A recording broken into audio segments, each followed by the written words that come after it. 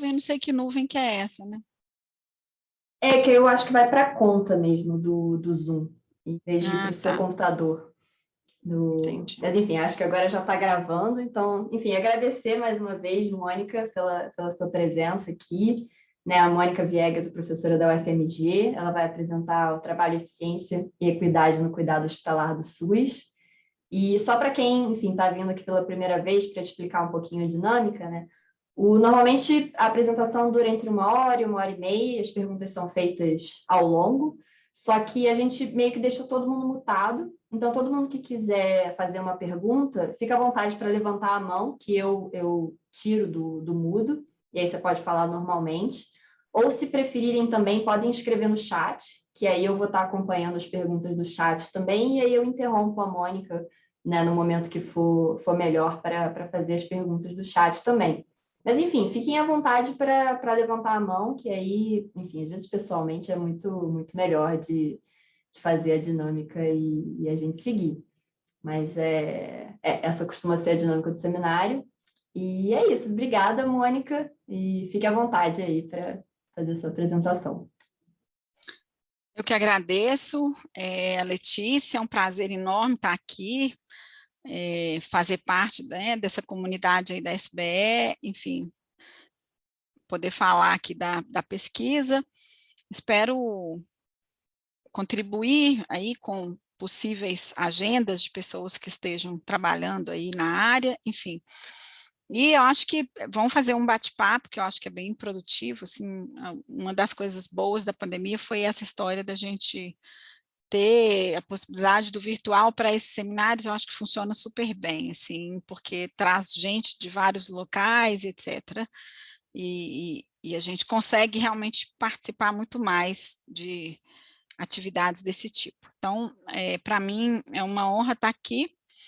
Eu separei, né, quando a Letícia me convidou, eu fiquei pensando o que falar, né, que agenda que eu iria pensar um pouco.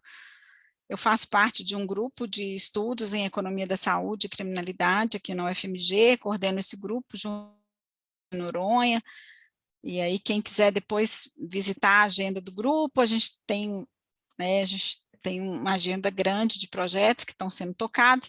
Dentro dessa agenda, a gente está trabalhando também com o cuidado hospitalar, que nessa apresentação de hoje eu vou falar mais especificamente da tese de uma aluna de doutorado, que foi a Laura Botega, foi orientada por mim pelo Gilvan, que já está com, né, tem 2 artigos publicados, o terceiro está submetido, e eu preferi falar disso porque traz um certo conjunto assim de uma agenda, e depois vou mencionar para vocês um pouco o que a gente está fazendo agora nessa perspectiva, tá?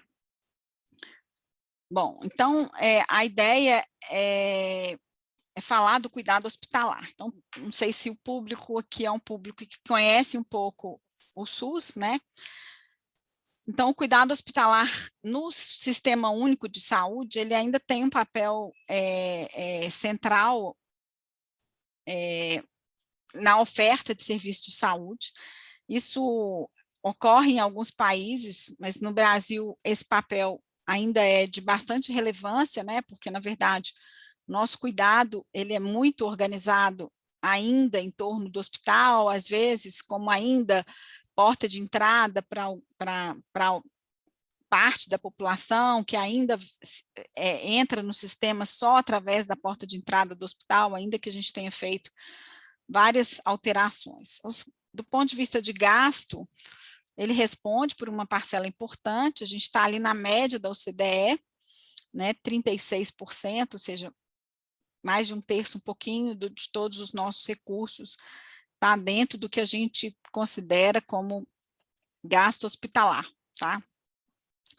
E como é que é o contexto dessa gestão, né? Assim, a gente tem arranjos institucionais bastante diversificados, então essa oferta ela vai se dar o público, o privado, que é a rede privada contratada pelo sistema, e a gente tem também o filantrópico, e tem ainda alguns outros arranjos dentro do SUS, né, do que a gente chama desses contratos de gestão, etc., mas, enfim, estariam dentro de um hospital público.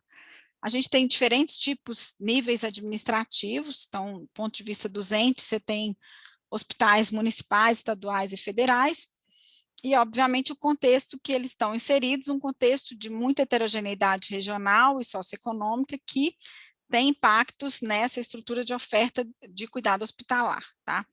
No caso, o cuidado hospitalar, ele tem uma questão aí importante, que como a gente opera com rede privada contratada, não existe, ou pelo menos não existia totalmente, um planejamento muito organizado dessa localização.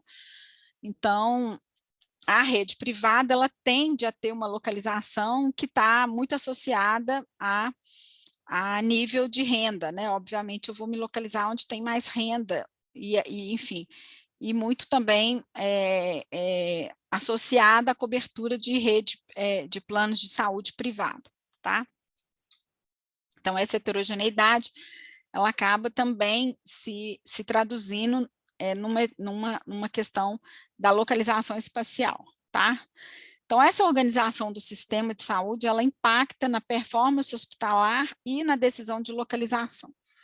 No caso do SUS, um dos princípios importantes que a gente tem...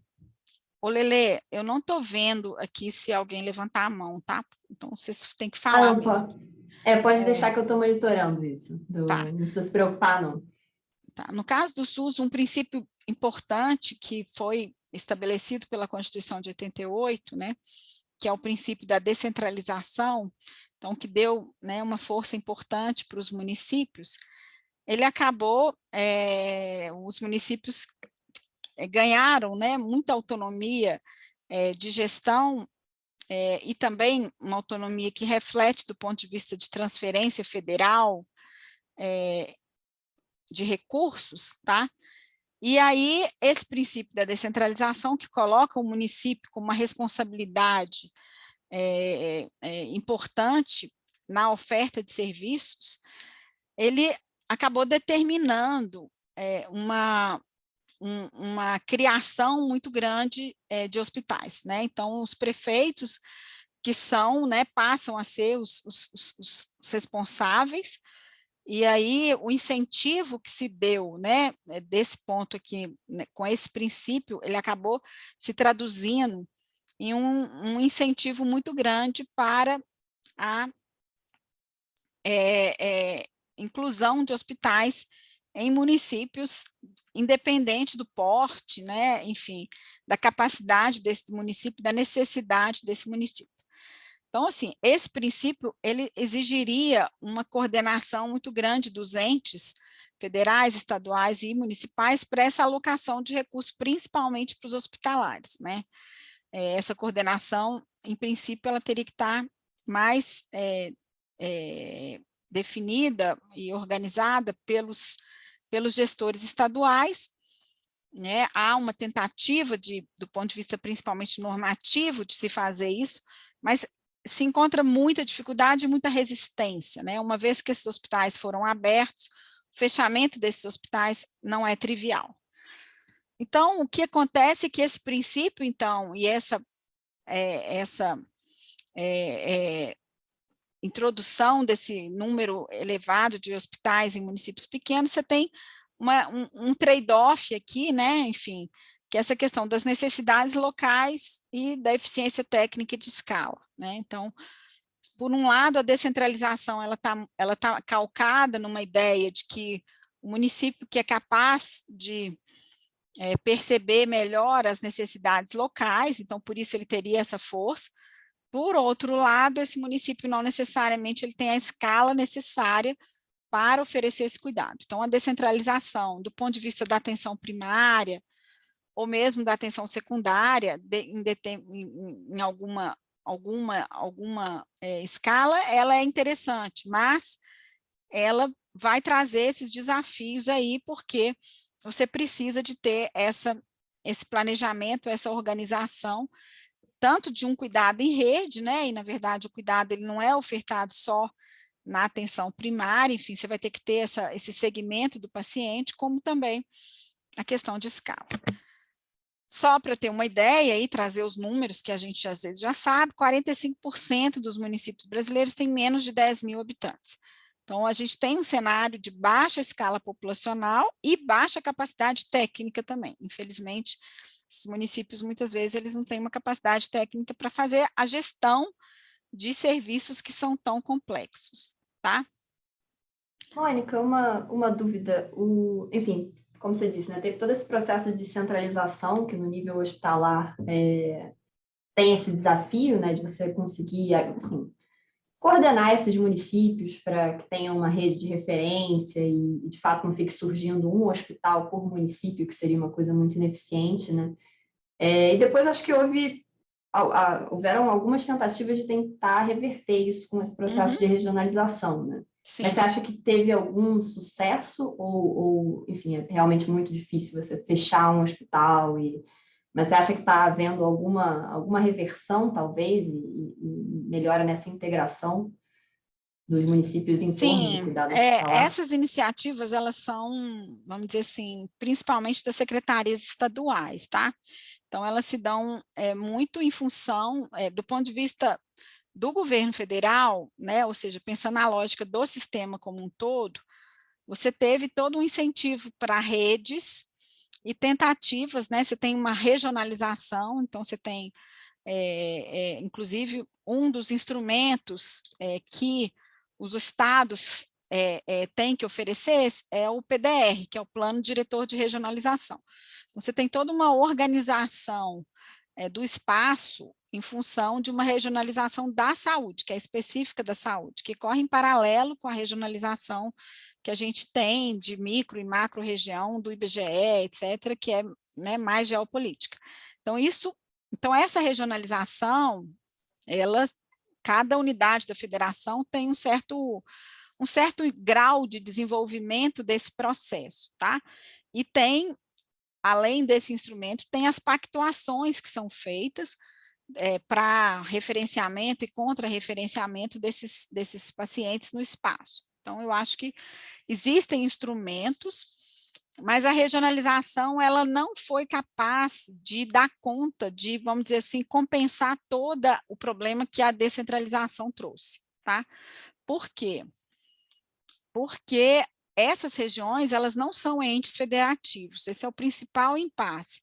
Então, embora você tenha um reconhecimento de uma região, etc., como ela não é um ente federativo, ela não recebe recurso, você continua tendo aquela região ali, e aí se você tem 2 hospitais, que hospital que você vai fechar, etc. Em Minas, por exemplo, houve fechamento de mais de 300 hospitais, tá? Principalmente nesses municípios pequenos, porque há um reconhecimento do gestor, né, que o hospital não tem capacidade resolutiva. A gente vai ver, os dados são assustadores, assim, do ponto de vista de taxa de ocupação, né, quando você está olhando o que está acontecendo.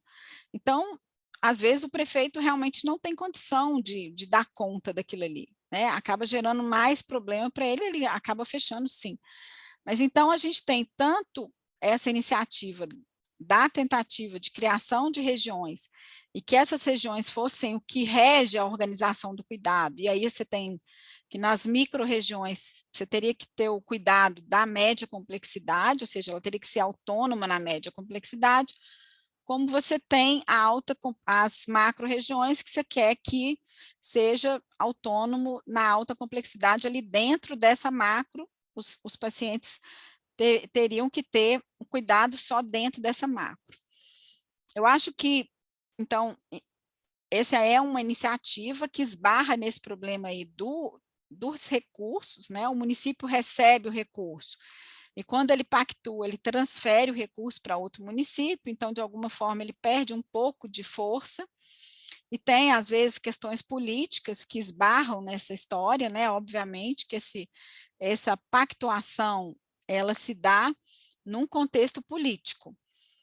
Então, a gente a gente observa, às vezes, que essa pactuação ela é totalmente, vamos dizer assim, inconsistente espacialmente, às vezes apresenta buracos, o paciente está indo para uma localidade mais longe, porque eu não quero pactuar com um adversário político, coisas desse tipo.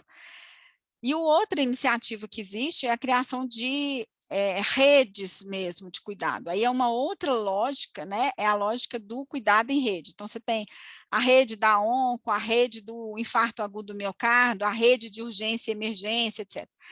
Essa iniciativa está mais incipiente ainda quando você compara as unidades da federação do que a questão da regionalização, né? A regionalização, ela já existe em todas as, né, em todas as unidades da federação, etc. Enfim, nessa tentativa de que você observe se pelo menos aquela microrregião, ela tá autossuficiente para oferecer o cuidado, se os pacientes não estão indo para outra localidade, etc, etc. Mas a dificuldade é uma dificuldade de coordenação mesmo. E a outra iniciativa que existiu, mas essa iniciativa ela é mais frágil, que são os consórcios municipais de saúde, tá? Porque, de novo, são iniciativas que envolvem, né, que esse consórcio seria também, que faria essa gestão, esses consórcios, para aquela localidade específica. Então, você acaba esbarrando também, principalmente em questões de economia política, né? Assim, então, os consórcios eles não prosperaram muito. Em algumas regiões, acho que no Paraná e tal, você tem iniciativas mais bem-sucedidas, mas elas estão muito, vamos dizer assim, associadas a alguns grupos de pessoas, né? Você não consegue pensar, né, nessa iniciativa como disseminada no país inteiro, tá? Então, a gente ainda está com esse problema, a gente ainda tem embora você tenha tido todas essas tentativas, eu acho que ainda falta ainda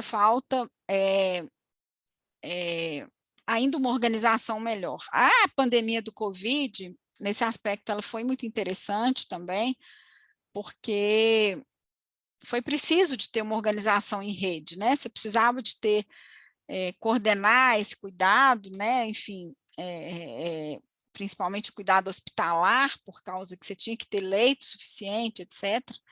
Então, acho que colocou isso numa lupa aí, ficou em mais evidência. Então, eu acho que a gente vai ter melhoras nisso, além de todo o sistema de informação, a coisa como que está andando muito rápido, que eu acho que também facilita essa organização em rede. Só fazendo um comentário que o Álvaro escreveu aqui, né? Ele falou que existem 2 pontos atuais, né? Muitos hospitais nas cidades de pequeno porte são basicamente maternidades, e ele também comentou sobre, né, um desafio da regionalização ser justamente a inoperância do sistema do SAMU para integrar, né, esses municípios. Mas não foi nenhuma pergunta, foram 2 observações que ele fez sobre o tema. A rede de urgência e emergência é uma das mais bem organizadas, tá? Porque é isso, ela tem as unidades móveis, né? Ela tem os SAMUs, elas vai ter as UPAs, os pronto-atendimentos, né? E os hospitais de alta complexidade. Então, ela tem esses pontos de oferta, tá? Mas falta muita coisa, assim. A gente está fazendo um projeto que depois eu vou falar um pouquinho no final, uma continuidade um pouco dessa agenda aqui, que é a análise disso dentro de Minas. Minas é um estado que avançou muito, ele está muito avançado nessas normativas, nesses instrumentos, nessa organização da rede e da regionalização, tá? Então, a gente já tem várias redes e elas são a rede de urgência e emergência, a rede do infarto agudo do miocárdio, a rede do AVC, enfim, né? Tem a rede materno-infantil, enfim, do cuidado materno-infantil. Então, agora, como é que essas coisas se conversam entre si, às vezes fica um pouco complexo, mas são 2 formas de organização um pouco distintas. Bom, Então, nesse contexto aí, como é que a gente organizou, então, essa pesquisa específica aqui, que eu vou falar dela hoje? Então, aqui, o que eu vou mostrar para vocês foram três artigos. No primeiro, a gente faz uma tipificação dos hospitais gerais brasileiros. Então, a gente está trabalhando com os hospitais gerais que prestam serviço para o SUS, e a gente fez uma classificação desses hospitais. No segundo, a gente faz essa análise de eficiência.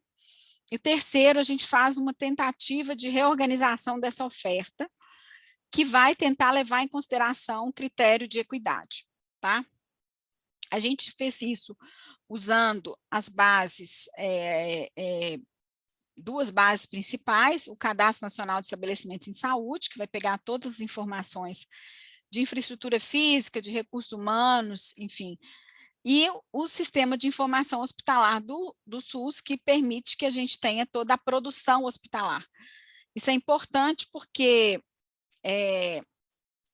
embora, do ponto de vista de gasto, quando você trabalha com essas informações do SIH, elas não são tão fidedignas, né? Eu posso ter outros recursos que não estão ali está só a transferência do governo federal, mas quando eu analiso do ponto de vista da produção, é uma informação bem fiel, tá? Porque toda a produção é registrada no sistema, tá? Pode ser que o que eu estou gastando, né, não seja o que está ali, eu posso ter outras fontes, então ali é só a transferência federal, mas do ponto de vista de produção é um sistema que nos traduz bem qual é a produção que está sendo realizada nos hospitais. A gente fez isso para o ano de 2015, enfim, agora já pode até ser atualizada essa história. E aí, a gente trabalhou para essa tipificação, a gente trabalhou com indicadores hospitalares, nas principais dimensões aqui, mix público-privado, né, a produção, ou seja, quanto que eu tenho, né, das minhas internações que são só para o SUS, produção, meu volume de produção, case mix, que enfim, como que é o perfil de internações que esse hospital realiza, do ponto de vista de causas e de grupos etários, né, as variáveis de risco que a gente tinha, recursos humanos e equipamentos, desempenho, alguns indicadores de desempenho, qualidade e abrangência geográfica. Eu vou mostrar aqui quais foram os indicadores. Então, a gente usou ainda 3 atributos, que foi o porte hospitalar, o tipo de prestador e se tinha finalidade ou não de ensino e pesquisa. E aí o que a gente fez foi, a partir desses indicadores, fazer uma análise de classe latente para a identificação desses perfis. Então, aqui foram os indicadores que a gente usou, tá? Enfim, esses indicadores aqui de desempenho, que eu não tinha mencionado, tempo médio de permanência e a taxa de ocupação. Qualidade, a gente usou um pouco a taxa bruta de mortalidade e as transferências hospitalares, ou seja, se o hospital tem uma baixa resolutividade, ele tende a transferir o paciente para um outro hospital. Abrangência geográfica, que nos dá, né, a distância média, qual a distância que o paciente está percorrendo para ir para aquele hospital, e a importância dele, né, através do percentual de não residentes que ele atende, quanto que ele está polarizando no entorno de outros municípios, tá? Então, aqui já um pouquinho dos resultados. Então, a gente chegou em 3 classes, tá? A classe 1, então, é um hospital tipicamente de pequeno porte, ou seja, até 50 hospitais, até 50 leitos, tá? Um percentual pequeno deles é de médio porte, não tem nenhum de grande porte. Predominantemente municipais aqui na Barra e não tem finalidade de ensino e pesquisa. A classe 2 são predominantemente hospitais de médio porte, que tem um mix aqui do tipo de prestador, mas você tem uma importância maior aqui dos hospitais filantrópicos aqui, que são as Santa Casas, por exemplo. É importante a gente ressaltar que o privado, ele está em todos, tá? E também não tem nenhum hospital de ensino, e aqui os hospitais de grande porte nos hospitais da classe 3, que são os hospitais de grande porte. Aqui se começa, né, os hospitais federais, eles são, em geral, de grande porte, mas aqui você tem um tipo de prestador um pouco mais, um mix mais maior, mas com uma percentual importante filantrópico, e predominantemente aqui a maior parte um percentual importante que tem finalidade de ensino e pesquisa, que muda totalmente a lógica da organização do cuidado, né? Enfim, e da forma como que o Desculpa, que cuidado eu é acho que eu ofertado. perdi. Só como que você definiu as classes mesmo? Eu esqueci qual foi o critério. Eu perdi do... Então, a gente faz uma análise de classe latente, né, para identificação desses perfis. Então, é como se Ah, fosse né, a gente roda um modelo de classe latente a partir desses indicadores, e aí você vai vendo um pouco do grau de pertencimento desses grupos, e aí aqui a gente está dando um pouco esse perfil, quais são os hospitais que compõem cada uma dessas classes, tá? entendi, obrigada. E aí aqui a gente tem, né, o tamanho do cluster, então a classe 1 ela vai ter 60% dos hospitais, então só lembrando aqui, a gente está com hospitais gerais, como a gente estava com, basicamente a gente só está olhando a IH, né, a gente não tem, não usou a TIS, tá, Letícia? A gente poderia fazer uma análise dessa, é interessante, tentando. Eu não sei se dá para fazer, mas se der para fazer, é uma coisa bem interessante. Pegar a TIS, juntar a TIS com a IH, e aí ver a produção, pelo menos em termos de produção, tá? A produção de internações pública e privada, que aí você tem as internações totais daquele hospital, porque essa é uma fragilidade da nossa análise, tá? Eu não sei em que medida que a gente consegue fazer isso, como é que está isso preenchido lá na TIS, mas é uma coisa bem legal de tentar fazer, analisar os hospitais considerando as duas produções, né? Então, como a gente não tinha, a gente só tinha a produção da IH, a gente teve que tirar fora os hospitais que tinham um percentual de leito SUS muito baixo, porque isso significa que eles são mais privados, então a gente estaria subestimando muito a produção deles, tá? Então aqui, ó, 60% dos hospitais estão na classe 1, né, 23 na classe 2 e 16 na classe 3. A gente está falando aqui de um universo de 3.500 hospitais, tá? Depois que a gente fez essas exclusões. O Brasil tem mais ou menos 6.000 hospitais, desses 6.000, 5.000 e poucos são gerais, e depois, quando você tira esses hospitais que são mais privados, aí você fica com esse universo que a gente ficou aqui, que seriam os hospitais que prestam hospitais gerais. Também a gente não quis trabalhar com hospital especializado, porque ele vai ter uma lógica de cuidado muito específica, né? Por exemplo, se eu tiver um hospital, a internação pode ter uma outra dinâmica, tá? Então, aqui depois eu vou mencionar, a gente fez algumas exclusões também. O hospital psiquiátrico também está excluído daqui, tá? Porque a internação, ela é bem diferente. Então, a classe 1 aqui, né, eles realizam só média complexidade, eles não têm nenhum procedimento de alta complexidade, um percentual muito elevado do que a gente chama de ICSAP, né, que são aquelas internações sensíveis por atenção ambulatorial, ou seja, são internações que poderiam ter sido evitadas se eu tivesse uma atenção primária resolutiva, né?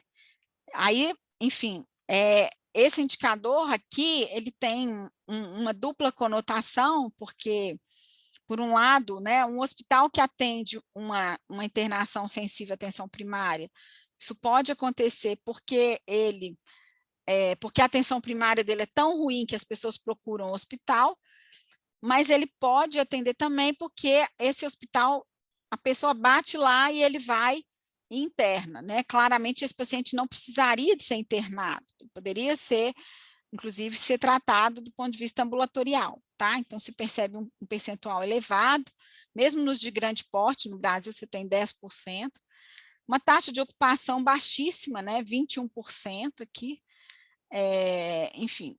E aqui você vê a polarização de atendimento de não residentes, como é que isso aqui cresce, né, claramente cresce com o porte, enfim.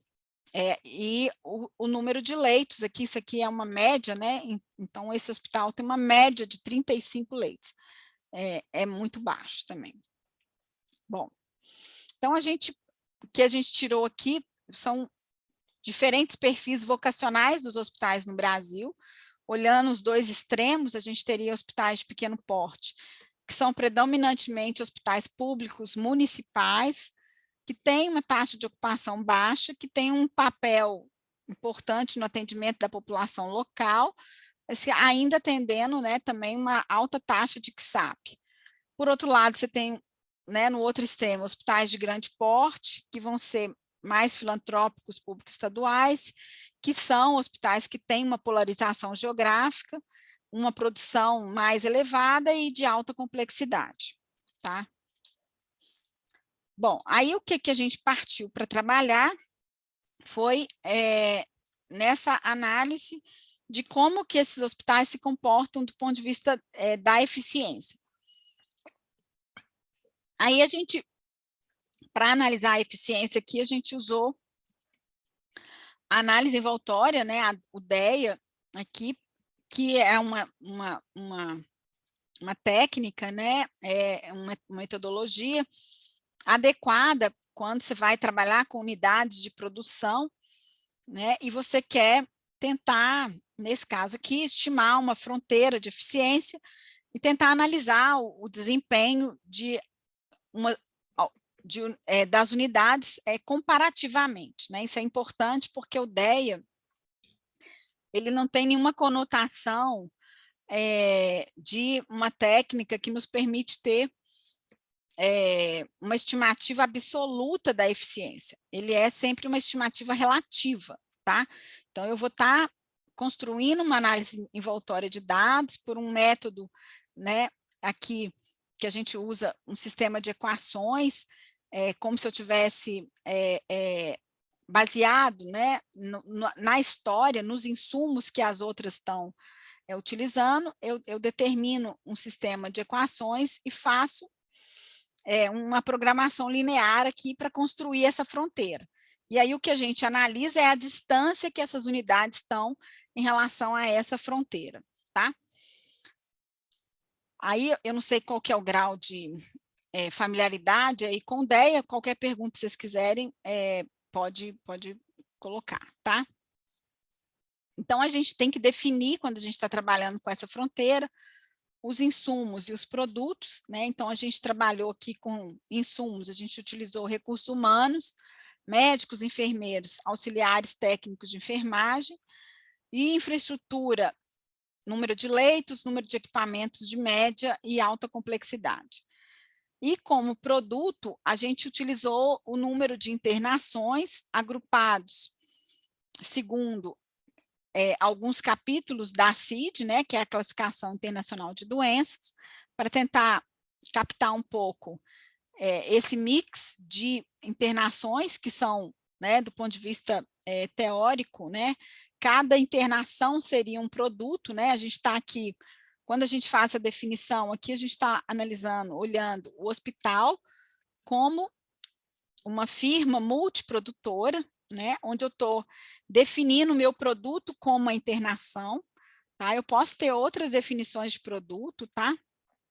Mas aqui a gente está trabalhando só com a internação e a gente está diferenciando essas internações segundo os 5 grupos mais frequentes de procedimentos, tá? E exatamente até pelo que colocou aí, a questão, por exemplo, de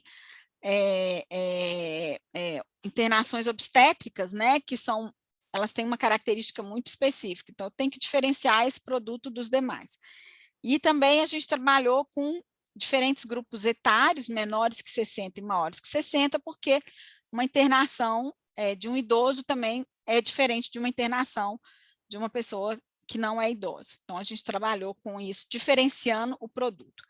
E todas as variáveis aqui do ponto de vista dos insumos, principalmente as variáveis de recursos humanos, elas foram padronizadas por horas, tá? Elas estão preenchidas em termos de quantitativo, mas a gente padronizou em termos de horas, tá? Aqui Mônica, já, acho que então... só uma pergunta mais, assim, bem específica, na verdade. Como vocês classificaram equipamentos em média e alta complexidade? Então, aí a própria classificação que a gente tem dentro do próprio SUS, você tem uma classificação, sabe? Desses equipamentos de média e alta complexidade aqui, tá? Aí eu posso depois te mostrar isso, mas você tem algumas classificações por portarias mesmo, você tem o que está definido como média e alta complexidade, tá? Aí aqui, né, então, a gente está trabalhando aqui, a gente fez essa estimação considerando foram 3 estimações separadas por porte, tá? Essa é uma questão. Na verdade, a gente poderia estimar tudo junto, né? Mas o ideal para você trabalhar com DEA é você trabalhar com firmas mais homogêneas. Quanto mais homogêneas, mais comparáveis elas são, e aí essa estimativa da fronteira vai fazer mais sentido, né? Então, uma questão aqui era essa, se a gente iria ou não separar por porte.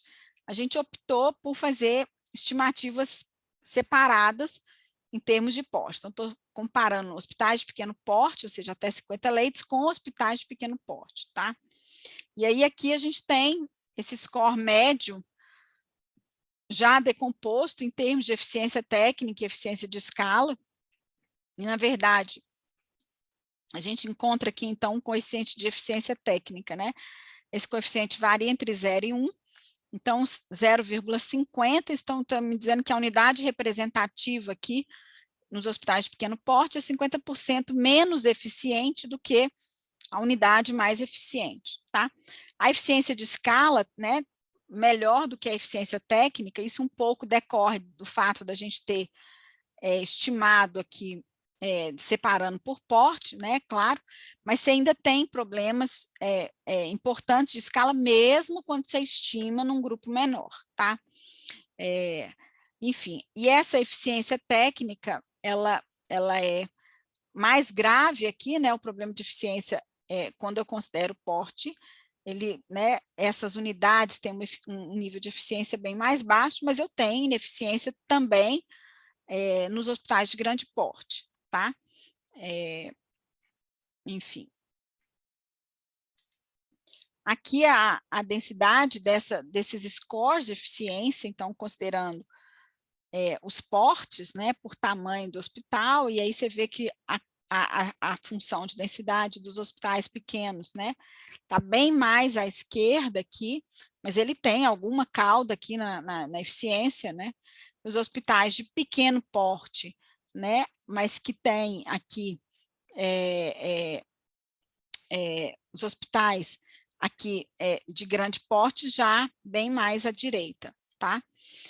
Aqui, do ponto de vista do tipo de prestador, então, os hospitais públicos também com uma densidade bem mais à esquerda aqui, mas os hospitais privados aqui mais à direita, né? Você percebe os filantrópicos aqui no meio, mas aqui eles têm uma moda aqui no 1, né? Enfim, mas existem, você tem aqui alguma cauda de hospital privado abaixo de 1 também. A escala de eficiência, como eu coloquei para vocês, a gente tem, né, enfim, de novo aqui os hospitais de grande porte como os mais eficientes, enfim, mas existe uma cauda longa aqui, uma cauda maior aqui dos hospitais de pequeno porte, e aqui também uma cauda maior aqui dos hospitais públicos.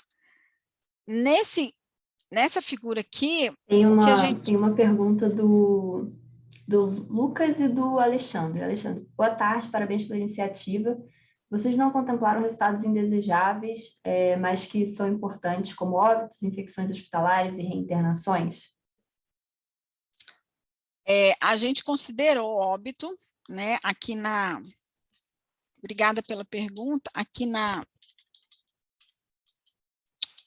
aqui nesse indicador aqui, tá a taxa bruta de mortalidade padronizada, tá? A reinternação, quanto que porque a reinternação eu não consigo observar muito, né? Na verdade, assim, é uma boa pergunta, né? Mas para eu observar a reinternação, eu teria que mapear aquele cara, né? Eu teria que ter o dado identificado, mapear aquele cara em todos os hospitais, né? Para ver porque se ele foi reinternado não só no hospital que ele tinha sido internado antes, mas ele pode ter sido reinternado em outros hospitais. Então, a reinternação é bem complexa de você ter. O que você pode ter é internação de longa permanência, mas aí não é uma reinternação necessariamente, né? Eu estou entendendo que o que você está perguntando, Lucas, é o cara que saiu, teve alta, teve uma recaída e voltou, né? É possível de fazer isso, sim, se a gente tivesse o banco identificado, que aí eu ia seguir o cara e ver se esse cara tinha sido reinternado, sim, né? Mas a gente não consegue contemplar isso aqui nesse banco, não, tá? Mas se você consegue o banco da AEH identificado, você consegue fazer isso, tá? Tá bom? Mas a taxa de Esse foi o mortalidade... Alexandre. Ah, vai lá, Alexandre, achei que você... a taxa não, é só de porque tem mais uma mortalidade está pergunta também. incorporada aqui. Pode falar, Lili. Não, aí a outra pergunta foi, aí a outra foi do Lucas, né? Muito interessante. Além do DEA, costumam usar análise de fronteira estocástica para apurar a eficiência. Houve algum motivo de optar por um método e não pelo outro? Não, na verdade, assim, a gente estava mais interessado em trabalhar com, entender melhor essa coisa, assim, do ponto de vista da fronteira mesmo, né, os resultados do DEA, quando eu faço análise aqui, orientada a insumo, orientada a produto, enfim, eles são mais diretos, então usei o DEA, mas poderia ter usado o DEA estocástico também, né? Enfim, mas aqui a gente está mais interessado em estimar esse score de eficiência, ter, né, que hospitais que são eficientes, quais eram os pares, enfim, foi a análise que a gente fez, mas eu poderia ter rodado uma análise estocástica, que é uma análise de regressão, né, que é um pouquinho diferente dessa análise que está sendo proposta aqui, né, mas, enfim, é possível de ser feita também, né. Bom, então aqui nesse gráfico aqui, a gente trabalha agora olhando as duas dimensões, tá? Então, os hospitais pequenos, separando pelo tipo de prestador, né? Aqui, então, você vê que a gente tem, né, aqui, nessa cauda aqui, a densidade, né, são principalmente os pequenos públicos, né? Aqui a gente tem os pequenos privados aqui eficientes, né? Na verdade, eficiente, pequeno, eu tenho muito pouco. Os pequenos que são eficientes aqui são os privados, tá? E, enfim, tanto os filantrópicos como os hospitais públicos, eles estão muito próximos aqui do ponto de vista da distribuição, né?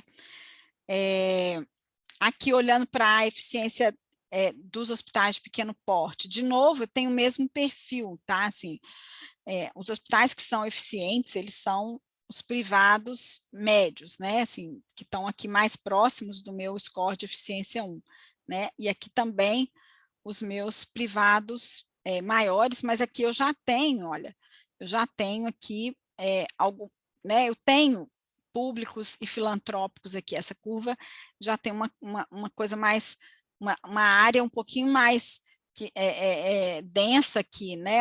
Tem alguma densidade aqui nessas curvas do filantrópico e do público, diferente do que a gente observa aqui quando a gente está com o pequeno e o médio porte, né? E, como eu coloquei, né, como eu mencionei para vocês, em termos de eficiência de escala, a gente se diferencia menos. Em parte, isso se dá pela forma um pouco como que foi estimado, tá? Bom, aqui um pouco Mônica, dessa... tem mais uma pergunta aqui. O Álvaro, ele começa fazendo uma sugestão, né, de utilizar o DEA Meta Fronteira, que teria fornecido a taxa de metatecnologia e a Uhum. ineficiência por mau gerenciamento e gap tecnológico. E aí ele faz uma pergunta também. Queria saber quanto dessa ineficiência está associada ao mau gerenciamento e quanto está associada ao gap tecnológico. Então, Álvaro, a gente não consegue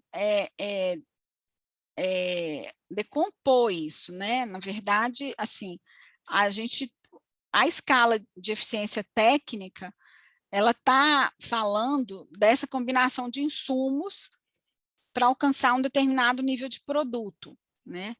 Essa combinação de insumos, ela pode tanto ser uma deficiência tecnológica, né? Ou seja, do tipo de cuidado que eu estou oferecendo, pode acontecer isso, né? Eu posso ter um equipamento que tá ali e eu não estou produzindo a quantidade na combinação ótima, né, enfim, desses equipamentos, etc., com os recursos humanos, mas pode ser uma questão de tecnologia, sim, também, né, assim, porque está embutido aí também nesses equipamentos, de alguma forma,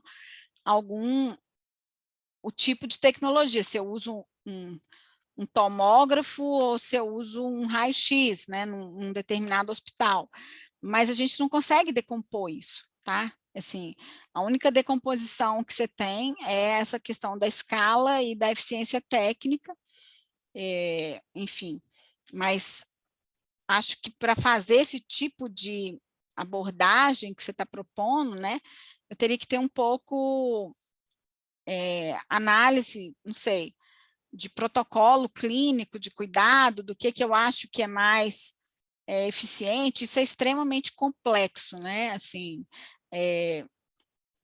ou até incluir num outro tipo de abordagem algum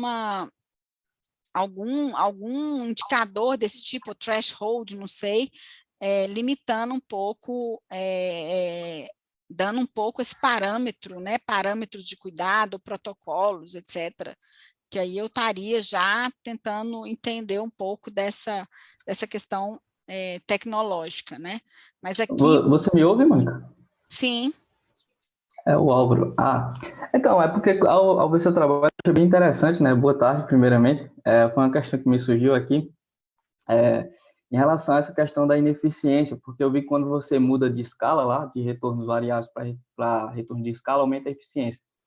Então, existe uma ineficiência que está associada ao mau gerenciamento e há uma que está associada ao gap tecnológico. Mesmo com a estrutura dos seus dados, se você tivesse utilizado, por exemplo, o DA Fronteira, você conseguiria fazer essa decomposição. Obviamente, isso não está errado, né? A abordagem foi separada por uhum, grupamentos, né? Está homogêneo, mas essa decomposição poderia trazer uma explicação um pouco mais detalhada nesse sentido, porque eu fiz um estudo para o Nordeste, por exemplo, que mostra que uma grande parte dessa ineficiência está associada ao gap tecnológico e não necessariamente ao mau gerenciamento, porque os recursos, de uma certa forma, em algumas regiões, eles já são escassos e a tecnologia é defasada. Então, por exemplo, hospitais em municípios de 100 mil habitantes geralmente não possuem a mesma tecnologia de que municípios que, por exemplo, que possuem uma população de 500 mil. Então, não é que ali eles estão gerenciando mal os recursos, eles possuem uma tecnologia que não permite a eles maximizar a produção. Aí foi um sim, ponto mas que eu coloquei, mas não está errado, você tá entendeu? medindo o gerenciamento através de equipamento, né? Isso está tudo aqui na eficiência técnica, né? Exato, exato. Tá tudo É só uma incluído aqui. decomposição que É, permite uma.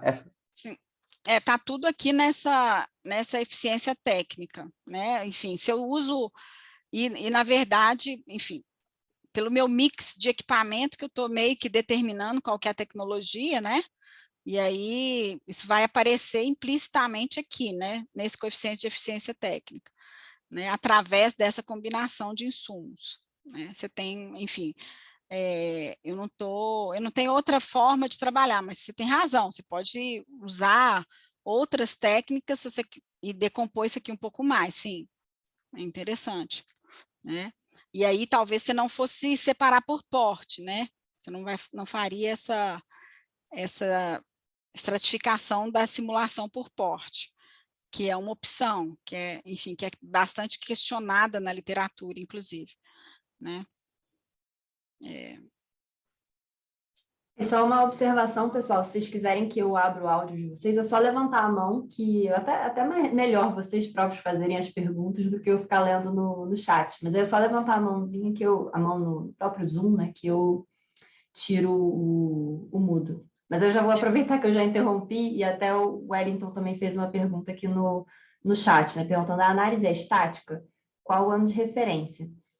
Sim, Será essa que aqui é 2015, né?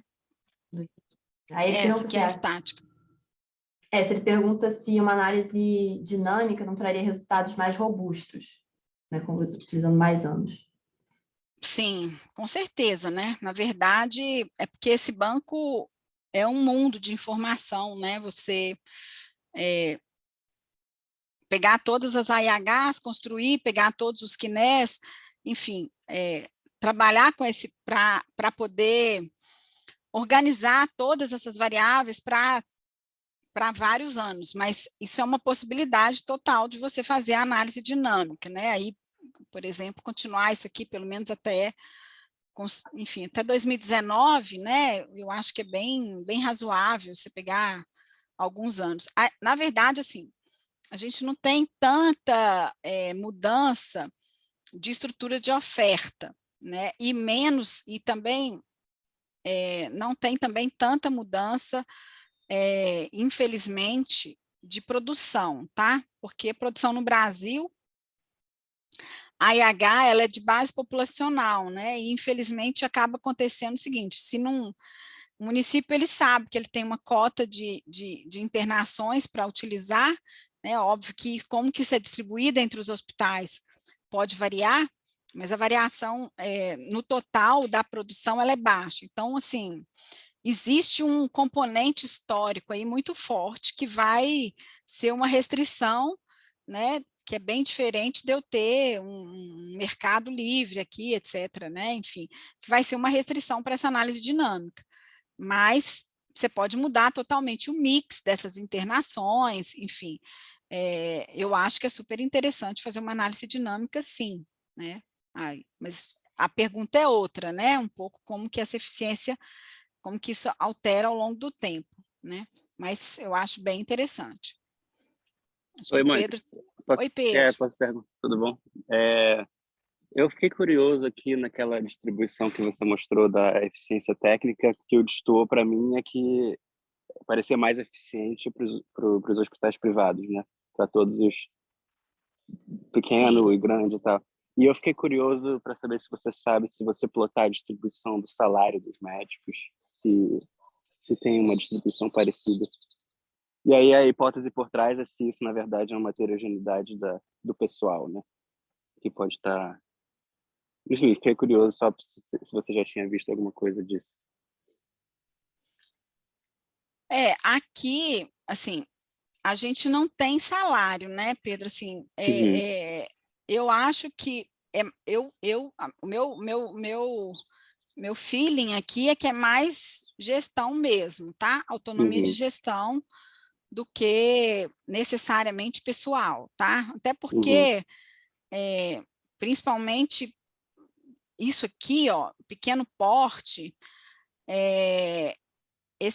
os médicos, muitas vezes, que atendem no público, atendem no privado, são os mesmos, sabe? Assim, essa coisa no Brasil, assim, a gente não dá para, não tem diferença de qualidade do médico que atende a rede pública e a rede privada. Esse mecanismo, eu não acho que ele ocorre, para ser bem sincera, porque a maior parte dos médicos que operam na rede privada operam na rede pública também, tá? E e a rede pública opera com rede privada contratada, enfim, então você tem eles andando para todos os locais, né? Esses municípios pequenos, eles pagam salários muito altos, tá? Às vezes mais altos do que se você pegar que esse médico receberia numa rede privada num grande centro. Então, eu não acho que o mecanismo é por aí, não. Eu acho que o mecanismo é um mecanismo de gestão mesmo. Os hospitais aqui, eles têm mais autonomia de gestão, então talvez para comprar um equipamento, para desfazer de um recurso humano que não precisa, coisas nesse sentido. Eu acho que passa mais por aí. Mas, né, se a gente...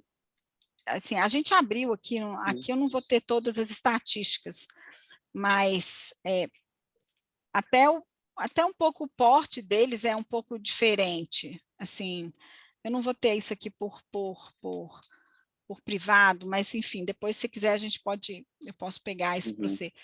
Mas eu acho Não, que o mas queria mais mecanismo... saber a sua... Queria o mais meu saber a feeling sua é visão que o mesmo. mecanismo não é muito por pessoal, não. Qualidade da força de trabalho, não. Tá. Obrigado, hein?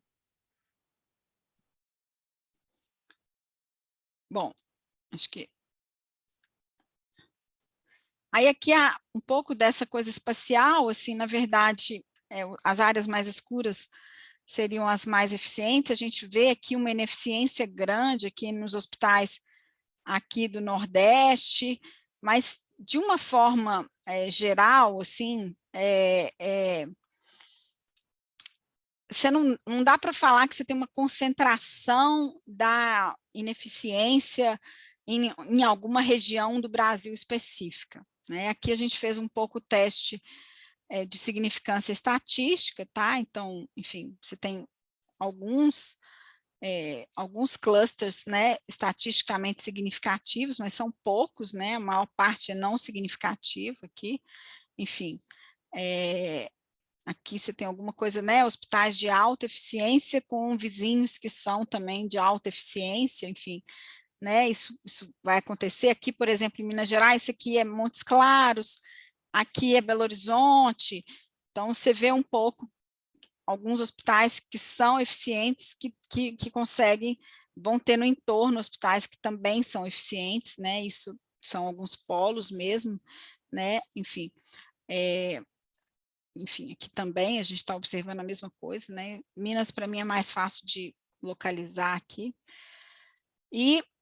Mas então, e aí as principais mensagens, né? Aqui o que a gente tem, né? A gente tem um grande número de hospitais que são locais, públicos e de pequeno porte, né? Que, enfim, a gente acha que está em parte associada à descentralização,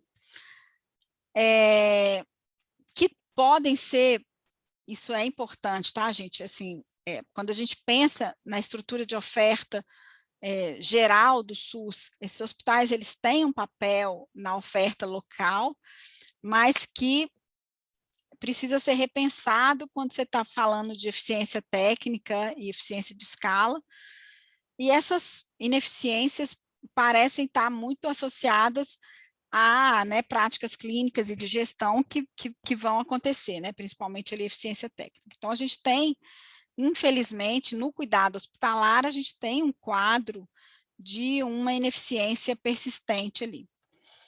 E aí a pergunta que sucede aqui, que a gente fez um pouco, é: será que teria alguma alternativa, né, de aumentar essa eficiência, né, tentando realocar esses pacientes? Em que medida que eu poderia fechar esses hospitais, sem que isso fosse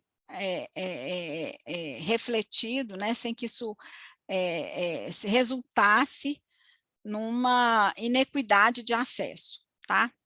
Então, a gente não trabalha com essa reorganização, ou seja, esse hospital vai ser fechado, para que ele vai ser feito? Aí é uma outra pergunta, mas a única coisa que a gente trabalha aqui é com essa possibilidade de fechamento, tentar entender se é possível fechar esses hospitais que supostamente são mais ineficientes e que esses pacientes fossem atendidos em outras localidades, que a gente isso não significasse necessariamente uma barreira de acesso. Não sei se tem alguma pergunta aí, Letícia. Tem, eu estava esperando fazer uma pausa para poder fazer as perguntas. Então, primeiro o Felipe, ele perguntou, né, Mônica, uma curiosidade. Você utilizou dados da CH e do CNES pelo seu interesse de pesquisa. Você conhece algum trabalho que utilize os dados da CIA? Você vê possíveis pesquisas nessa área ambulatorial também? Sim, na verdade, aqui a gente usou só o SH, mas no trabalho que a gente está fazendo agora, a gente está usando a produção ambulatorial também, tá? Por quê? Porque tem hospitais que têm uma produção ambulatorial importante. Você tem que só tomar cuidado um pouco, né? Quando você estima a fronteira, você tem problemas, se tem muito hospital que tem zero, enfim, o zero é um problema, né? Então, agora, a base do CIA para quantitativo, ela também resolve, né? Principalmente dentro de um hospital para produção ambulatorial. Aí a gente está num trabalho que a gente está estimando lá as organizações sociais de saúde, estimando a fronteira, estimando a eficiência das OSS em relação à administração direta um pouco, a gente usou a produção ambulatorial. Aqui foi, enfim, foi uma escolha que a gente fez lá atrás, e aí depois para organizar tudo e voltar a incluir a atenção ambulatorial era um problema, mas isso é uma limitação do trabalho, tá? Porque o hospital pode ter uma vocação e eu não estou considerando parte dessa produção, sim. Você pode usar o CIA, sim. Agora, aí, respondendo as suas perguntas aí sobre o CIA, é uma base ainda pouco utilizada, tem muito problema, porque a forma ainda de lançamento dessas informações, ela não é totalmente unificada entre os municípios. Tem município que lança procedimento a procedimento, tem município que lança tudo agregado, enfim, requer que você faça um tratamento, que você analise um pouco mais aí no microdado para ver a consistência, tá?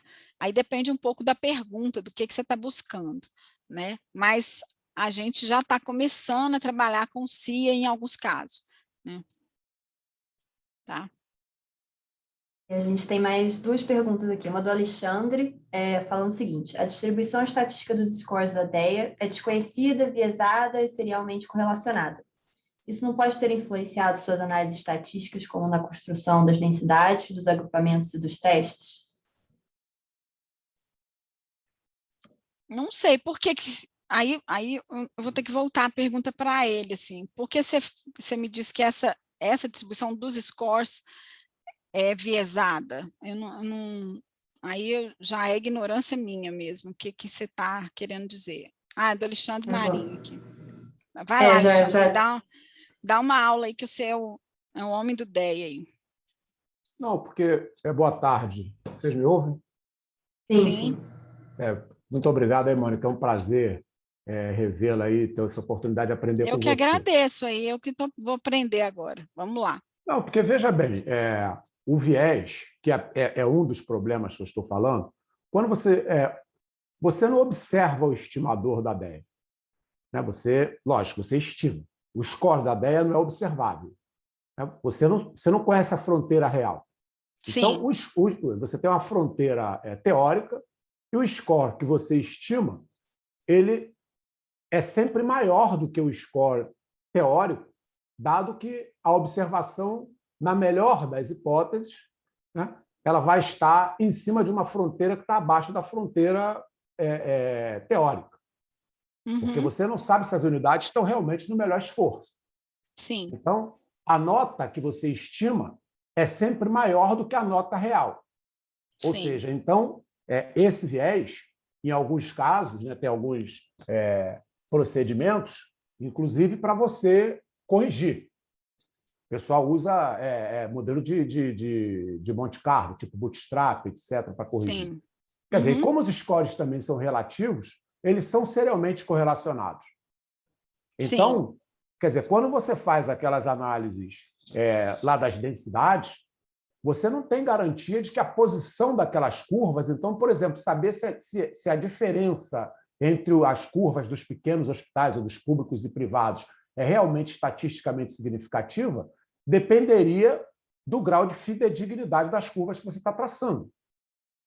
Quer dizer, então você está usando um estimador que é viesado, que é serialmente correlacionado, e está dizendo o seguinte, olha, eu estou dizendo que a curva A está à direita da curva B. E você não fez um teste de hipóteses que seja corrigido desses problemas para efetivamente falar alguma coisa a respeito daquela posição daquelas curvas. Sim, mas assim, o DEA, enfim, eu não, a fronteira potencial, a fronteira teórica, a gente não observa, não tem jeito, né? O máximo que eu tenho, então colocamos, se a gente variar a amostra, a gente vai variar a fronteira, não tem jeito. Se eu tirar uma unidade, colocar uma unidade, se eu tirar um outlier, aqui, assim, a gente faz uma análise de sensibilidade, né, para ver quanto que isso é sensível à sua estimação e à inclusão ou retirada de unidades da sua amostra, tá? Você tem toda a razão nesse sentido, assim, que é uma eficiência relativa. Então, assim, eu não chamaria isso de viés, tá, Alexandre? Eu chamaria isso de uma eficiência relativa, não é uma eficiência absoluta. Eu não tenho como saber qual que seria o grau de eficiência se eu tivesse um protocolo clínico de uma melhor forma que eu deveria ter produzido determinado volume de internações, como que eu deveria ter feito isso. Mas eu estou simplesmente, através de programação linear, estimando essas combinações, olhando o que são os meus resultados e vendo quanto que eu estou distante dessa fronteira, que é uma fronteira empírica, necessariamente. Esse é dado resultado empírico, né? Então, assim, eu estou observando esses scores relativos, eu consigo claramente dizer que um grupo de hospitais está, né, na hora que eu ploto esses scores, está mais à esquerda do outro, né? Enfim, posso fazer um teste não sei nem como que a gente faria isso, mas um teste de significância estatística da diferença da média de alguns grupos de hospitais, a gente pode fazer, né? Pegar as médias e calcular a estatística por algum atributo que eu queira e ver quanto que é estatisticamente significativo. Ali estava só estimando a densidade e olhando como que a distribuição está mais à esquerda ou mais à direita. Agora, para eu ver uma unidade representativa, eu poderia ter feito um teste de média, sim, e ver, dada essa distribuição, né, como é que eu tenho, se isso realmente é totalmente diferente de um grupo de outro. Isso eu posso fazer, sim. Não vejo, né, você tem razão, não foi feito.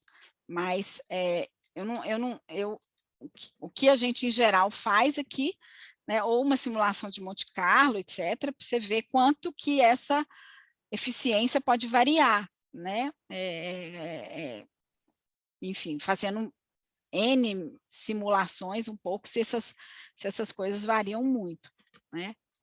Enfim, que é uma espécie de análise de sensibilidade também, né? Não, obrigado. Quer dizer, porque, na realidade, esse viés dos scores, e ele pode não ser pequeno, ele pode afetar grupos de hospitais de maneiras diferentes. Então, ele pode deslocar uma curva de um determinado grupo de hospitais mais para a direita e uma outra curva um pouco menos. E aí a diferença entre essas curvas pode ser muito afetada, e aí no olho, eventualmente, você não consegue. O que na literatura tem sido feito é realmente Monte Carlo. Uhum. Alguma espécie de Monte Carlo para você, olha, eu vou fazer 20.000 réplicas desse negócio e aí eu vou reconstruir, né? Vou tentar estimar uma fronteira corrigida do viés, corrigida dos picos, porque também o score da DEA é muito concentrado em torno de 1, né? Porque isso é um artefato, né? O modelo não consegue discriminar, dependendo da quantidade de observações vis-à-vis a quantidade de inputs e outputs, a tua capacidade de discriminação pode ser baixa, então você, de alguma maneira, tenta compensar esses problemas para criar uma distribuição de probabilidades que estimada que permita você fazer teste, de alguma maneira. Eu acho que esse problema, você tem toda a razão, mas eu acho que aqui numa amostra de 3.000, sabe? Isso é um pouco menor, né? Assim, você tem muita variação, sabe? Para essa estimativa. Acho que minimiza um pouco, né? Assim, quando você roda uma fronteira com um número de observações que é menor, isso realmente vai ser mais grave, né? Quanto menos, enfim, aqui eu acho que a sua fronteira já está mais suave, né? Mas, enfim, Isso é verdade. né, aqui você tem muita combinação, entende? Assim, enfim, então você está com muito grau de liberdade para conseguir fazer essa estimativa. Então, quando você roda essas análises de sensibilidade, varia muito pouco, tá? Varia quase nada, assim,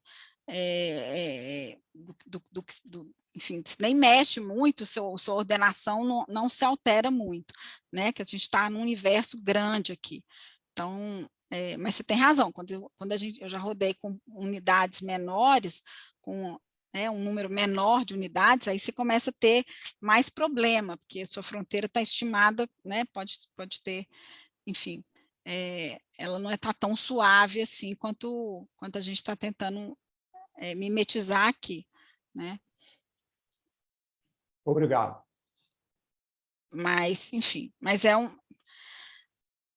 uma tentativa, né? Uma forma de analisar, enfim, uma forma simples de entender o problema, enfim, eu acho que ela tem alguns méritos, né? Ela tem alguns problemas, sim, mas eu não descarto esse método, assim, né? Não, eu uso muito, inclusive. Eu gosto não, muito eu de sei, falar você é assim. o homem do DEA, né? Mas, enfim. Não, eu sou um dos.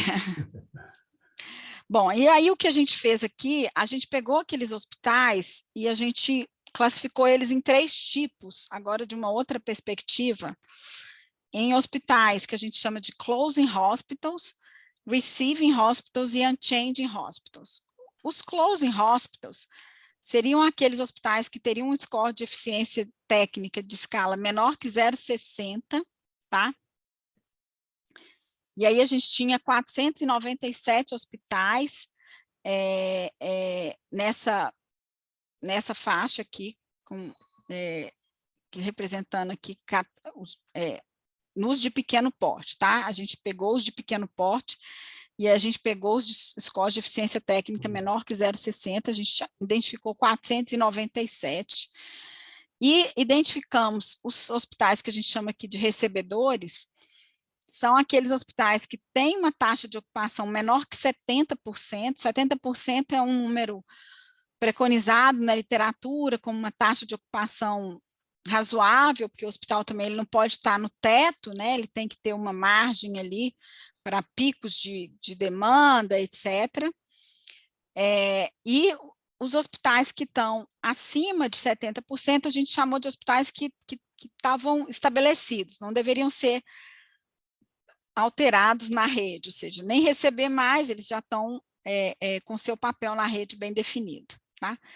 A gente calculou, então, a capacidade desses hospitais em termos de dias de leito disponível, e aí a gente vai tentar fazer um exercício de otimização aqui, para ver em que medida que é possível minimizar a distância, levando pacientes desses hospitais que a gente chamou de closing hospitals aqui, em que medida que é possível fechar esse hospital e que eu consigo minimizar a distância, levando esses pacientes desses hospitais, que são os closing hospitals, para os receiving hospitals, tá? E considerando, né, essa taxa de ocupação, a capacidade de taxa de leitos que esses hospitais têm. Então, a gente teve que calcular aqui um tempo médio de internação que esses pacientes ficariam, para aí calcular dinamicamente qual que seria a nova taxa de ocupação, e aí fazer um exercício de otimização, considerando todos esses hospitais ao mesmo tempo, para qual hospital que esse paciente seria redirecionado de maneira que fosse com a menor distância possível e respeitando esse limite de taxa de ocupação, tá? Então, esse foi o exercício de otimização que a gente fez esse exercício aqui para essa base de dados, e aí o que a gente teve foi que dos 497 hospitais, 419 seria possível da gente enviar os pacientes, ou seja, existiria um hospital que teria uma distância adicional a ser percorrida aqui, menor que 70 quilômetros, tá? E esse hospital, então, esse paciente poderia ser redirecionado para um outro hospital que teria uma capacidade ociosa para atender a esses pacientes, tá? E esse hospital poderia ser fechado. Uma coisa importante aqui é que esses closing hospitals, eles têm uma taxa de ocupação muito baixa, né? A gente viu ali. Então, o que eu estou mandando de paciente nem é tanto assim. O que a gente precisa mais é de ver se tem hospital perto, mas o threshold, ou o limite lá do problema da taxa de ocupação, ele é menor, tá? Porque a questão é se eu tenho um hospital próximo que eu consigo enviar esse paciente. É claro que aqui a gente fez isso só considerando o critério de taxa de ocupação, eu não olhei, né, porque é mais complicado a gente olhar, enfim, só com esse dado da IH, é muito incipiente a gente olhar se esse hospital teria a mesma capacidade, ou se ele estava atendendo internações desse tipo. Você pode olhar esse tipo de coisa também, pode incluir outras restrições ali. A gente não fez isso, a gente só olhou se eu teria capacidade em termos de dias de internação disponível, e eu queria minimizar a distância para considerar esse critério aí de equidade, que a gente está considerando como, né, a equidade aqui, simplesmente a questão do acesso, tá? De eu garantir acesso. Eu não sei se tem Mônica, acho que faltou eu fazer uma pergunta do Wellington há um tempinho atrás. E só para dizer, acho que você tem mais 10 minutos, que a gente começou um pouquinho mais tarde também. Aí o Wellington, ele perguntou, historicamente as internações de doenças de alta complexidade são relativamente melhores remuneradas.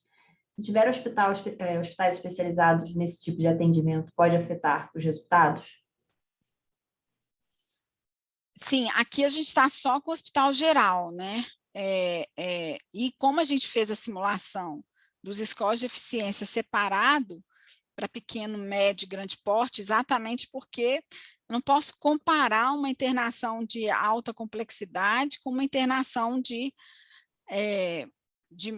enfim, de média complexidade, né? Ou mesmo uma EXAP lá, enfim. Então, por isso a gente trabalhou por porte diferenciado. Se você trabalhar com uma coisa só, mesmo você trabalhando com produto, né, quando a gente distingue o produto, você pode incorporar isso como sendo uma estratificação do seu produto, né? Mas, certamente, se o seu hospital é só um hospital que só atende alta complexidade, pode ser que ele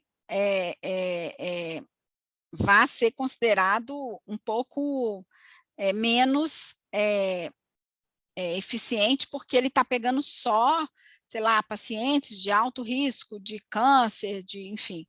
Né? A gente tenta corrigir isso, né? E, na verdade, esse é o grande desafio também, quando você faz comparação de hospitais, é como controlar para o case mix, né? Esse é sempre o calcanhar de Aquiles, assim, como é que eu vou garantir que eu consegui controlar para case mix, para o mix de severidade, para o perfil de internações que esses hospitais estão atendendo. A gente fez isso estratificando pela CID e também porque está separado por porte, mas é uma questão. Se eu tiver um hospital que atende, sei lá, 80%, enfim, a gente tentou olhar esses outliers, mas certamente você tem que ter esse cuidado de tentar analisar esses possíveis unidades tão especializadas assim, tá? Aqui, então, os pontos vermelhos são esses hospitais que poderiam ser fechados, Os azuis são os hospitais que seriam close hospital, mas que o paciente teria que viajar mais do que 70 quilômetros adicionais. Então, a gente considerou que isso seria um problema, né? E aí, obviamente, como esperado, esses hospitais estão mais aqui, né, localizados na região norte, porque eu já tenho uma baixa oferta, então, enfim, se eu tirar esses hospitais, eu vou ter um problema. Então, de fato, esses hospitais têm um papel aqui na rede, né, norte, centro-oeste, né, enfim, que eu teria mais dificuldade de restringir, né, de fechar, de implementar um fechamento desses hospitais, se a gente considerasse só esse critério, tá? Aqui são as distâncias que esses pacientes, em geral, teriam que realizar nesses localidades onde a gente achou que não era adequado, né? Então, você vê aqui o Amapá até 470 quilômetros em média, é impossível uma coisa dessa, né? Mas aqui você tem, enfim, você tem algumas distâncias, né? Na verdade, conversando com técnicos aqui da SES de Minas Gerais, para o Covid, por exemplo, eles estavam considerando uma distância de 200 quilômetros, tá? A gente, esse critério de 70 quilômetros aqui adicionais, a gente tem alguma coisa na literatura, mas não existe um limite determinado fixo, tá? Aí, assim, esses hospitais que seriam fechados, a maior parte desses pacientes iria para hospitais mais eficientes, tá? Ou seja, 65% desses hospitais, desses pacientes, iriam para hospitais que são pelo menos 10% mais eficientes, ou seja, você não estaria mandando eles para hospitais menos eficientes, tá? Na eficiência técnica e na eficiência de escala, tá? E lembrando que, como a gente ia aumentar a taxa de ocupação desses hospitais que são os receiving, provavelmente eu ainda teria um outro ganho aqui, que é que esses hospitais iriam melhorar a minha eficiência, né? Aqui são um pouco desses fluxos. As linhas cinzas são os principais fluxos correntes que são realizados, tá, gente? E as linhas vermelhas são os fluxos que a gente está sugerindo para onde que deveria ir se eu fosse olhar esse critério da menor distância, tá? Então, na verdade, você vê que em algumas localidades, principalmente assim, em áreas de baixa densidade, né, você tem fluxos que, em geral, estão bastante relacionados à questão da capital, tá? Esse aqui é de média complexidade, e o de alta complexidade, se eu desenhar aqui, aí você tem muito fluxo, inclusive vindo para São Paulo. Esse aqui para média complexidade, que se dá mais no nível local, tá? Então, você vê que tem alguns fluxos bastante, bem maiores do que se eu fosse usar o critério de menor distância, que poderia acontecer, tá? Então, assim, o resultado principal aqui, né, é que existe um espaço para a gente poder repensar essa rede hospitalar. Eu acho que existe um espaço. É claro que, do ponto de vista aqui do Ministério, assim, né, eu acho que, assim, eu gosto de ter muito cuidado com esses resultados, por causa de tudo que a gente mencionou aqui, enfim, e das fragilidades dessa análise, né, uma análise puramente quantitativa. A gente não está levando em consideração qualidade do cuidado, tem várias coisas que podem estar envolvidas. A gente, né, deixou a produção ambulatorial, mas enfim.